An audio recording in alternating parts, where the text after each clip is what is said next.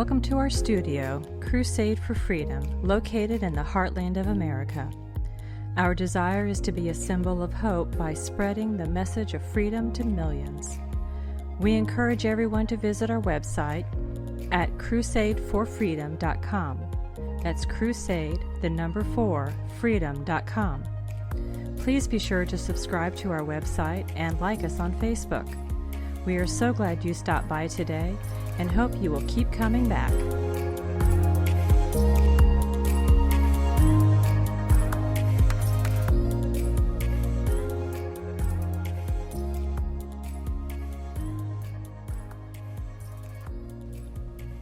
Welcome back, everyone, to Crusade for Freedom. Today I'm reading an excerpt from Michelle Malkin's new book, Open Borders, Inc., Who's Funding America's Destruction?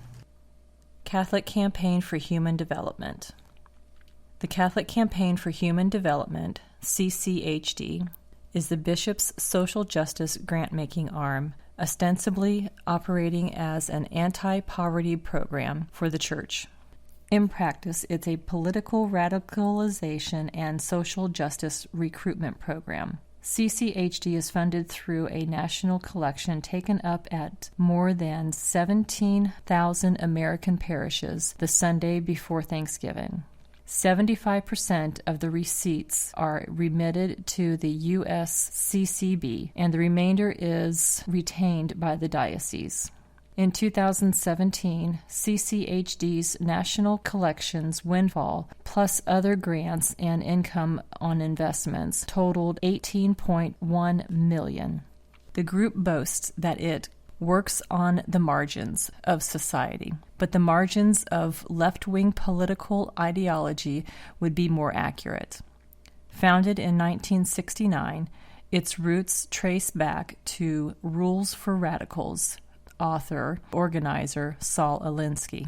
He allied with then Chicago Bishop Bernard J. Scheil to create the Industrial Area Foundation, the IAF, which continues to train community organizers for social change. Back in 1994, author Paul Lakoutis published The Legacy of CHD, a critical report and analysis of the U.S. Bishop's Campaign for Human Development, a devastating investigation that exposed how CCHD was a political mechanism bonding the American church to the welfare state. In Alphonse J. Matt Jr.'s foreword to the book, he described Catholic Campaign for Human Development projects in which collective membership is routinely coerced. Class and ethnic divisions are utilized to mobilize group action groups. Project organizers and leaders often spout Marxist rhetoric as justification for their objectives. Lakoutis showed how Catholic bishops created CCHD to set up a permanent funding mechanism for IAF 2 years before Alinsky died. The primary goal was not spiritual ministering, but political organizing, with a special focus on southwestern states. IAF Regional Coordinator Ernesto Cortez received an $80,000 CCHD grant for 12 groups in Texas participating in an immigrant leadership project and supervised efforts to register 750,000 new voters comprised of new immigrants. He spoke to Catholic bishops about organizing for political power. Power comes in two forms: organized people and organized money. IAF trainers schooled activists on Alinsky's inspired tactics of picketing, threatening lawsuits, sit-ins, and overloading the system. IAF organizers were explicitly hostile toward limited government Republicans and the religious right. One trainer outlined strong-arm tactics to create conflict in pursuit of power by exploiting class envy and race and stirring discontent. If harassing the enemy at his workplace, kids' school, or health club doesn't work, the trainer advised, call a meeting and enrage the citizens into a mob. Naturally, Barack Obama cut his teeth at the intersection of the Catholic Church and Alinsky world. Obama ran a CCHD-funded outfit called Developing Communities Project from an office inside Holy Rosary Church of Chicago. Quote, I got my start as a community organizer working with mostly Catholic parishes on the south side of Chicago that were struggling because the steel plant had closed, unquote. Obama told the Catholic Digest, quote, the Campaign for Human Development helped fund the project, and so very early on, my career was intertwined with the belief in social justice that is so strong in the church, unquote. No wonder, then, that CCHD also funded the notorious Alinsky acolytes at Acorn to the tune of $7.3 million over 10 years before embezzlement, voter fraud, and Project Veritas's undercover prostitution smuggling sting brought the group down in 2008. Among CCHD's earliest grant recipients in 1970 and 1971, Catholic investigative journalist Stephanie Block found $50,000 to the Universidad de Aztlán, an alternative educational initiative spawned from Plan Espiritual de Aztlán, Spiritual Plan of Aztlán, a manifesto that insisted economic control of our lives and our communities can only come about by driving the exploiter out of our communities, our pueblos, and our lands. Lands rightfully ours will be fought for and defended.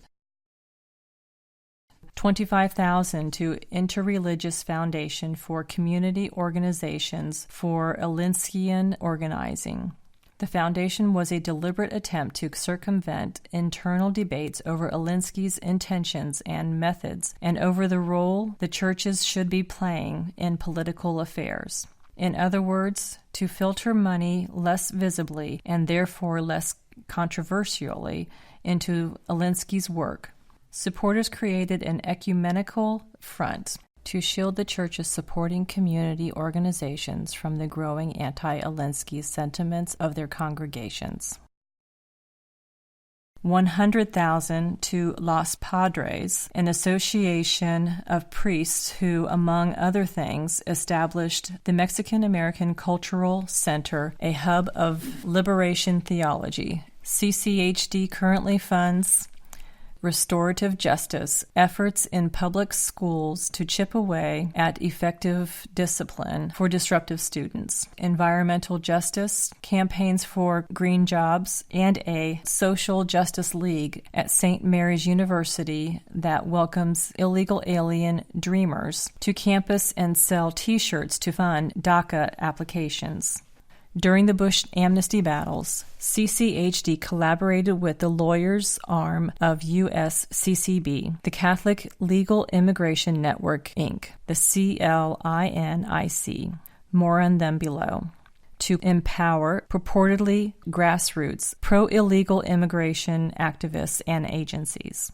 CCHD spent upward of $3.5 million on amnesty promoting efforts to intensify the campaign for comprehensive immigration reform in 2013 by strategically promoting education in parishes and mobilizing the political support of Catholics across the country. In 2014, CCHD issued grants of $4 million to empower immigrant communities.